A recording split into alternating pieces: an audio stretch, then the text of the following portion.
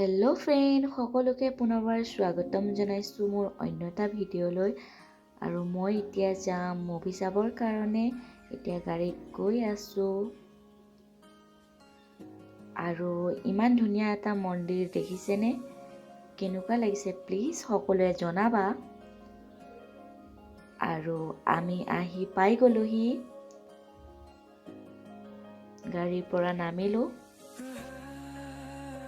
আমি হলত সোমোৱা নাই আৰু অলপ বাহিৰতে ৰখিছোঁ। দেখিছেনে কিমান লাইটিং দেখিবলৈ কেনেকুৱা লাগিছে? আৰু দেখিছেনে ফটোৰ কি পজ দিছে? আৰু ময়ো অলপ ফটো মাৰি লওঁ। আৰু আজি আমি চাম ৰাম সেতু। যিহেতুকে টাইম হোৱা নাই সেইকাৰণে আমি অলপ বাহিৰতে বহি লৈছোঁ। আৰু এফালে আছে মোৰ জোঁৱাই আৰু ননদ, আৰু আনফালে আছে মোৰ হাজবেণ্ড। আৰু আমি এতিয়া হলত সোমালোঁ আৰু আজি মানুহ প্ৰায় কম। আৰু আমি অপেক্ষা কৰি আছোঁ মুভি ষ্টাৰ্ট হ'বৰ কাৰণে। আৰু মুভি ষ্টাৰ্ট হৈ গৈছে অলৰেডি। আৰু ইয়াত ভিডিঅ' কৰা ইমান এলাউড নাই। আপোনালোকক যিমান পাৰোঁ অকণমান দেখুৱাইছোঁ আৰু।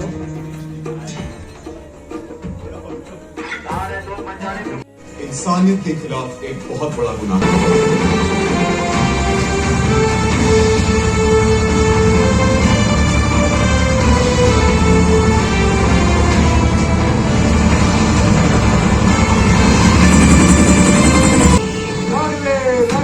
Welcome to बाबियान।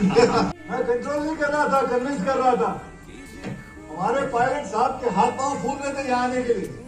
कहने लगे बामिया बड़ा खतरनाक इलाका है, हेलीकॉप्टर से जाना सेफ नहीं रहे। আৰু মুভি খতম হৈ গ'ল। আমি গাড়ীৰ কাৰণে ৱেইট কৰি আছোঁ।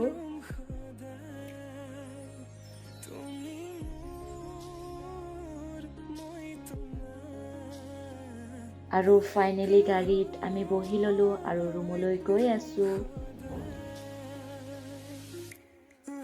আৰু মুভিখন চাই বহুতেই ভাল লাগিলে।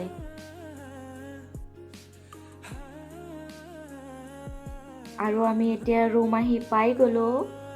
অলপ ফ্ৰেছ হৈ লৈ পাছত লগ পাই আছোঁ পুনৰ। এতিয়া ফ্ৰেছ হৈ ল'লোঁ আৰু মুভিখন চাই বহুতেই ভাল লাগিলে। আৰু এতিয়া টাইম হৈছে পূৰা 1টা।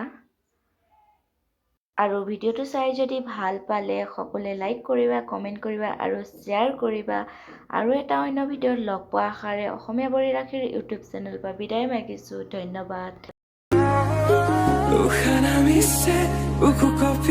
তোমাকে দেখি দুটি নয়নৰ কি যে তুমি মোৰ, মই তোমাৰ।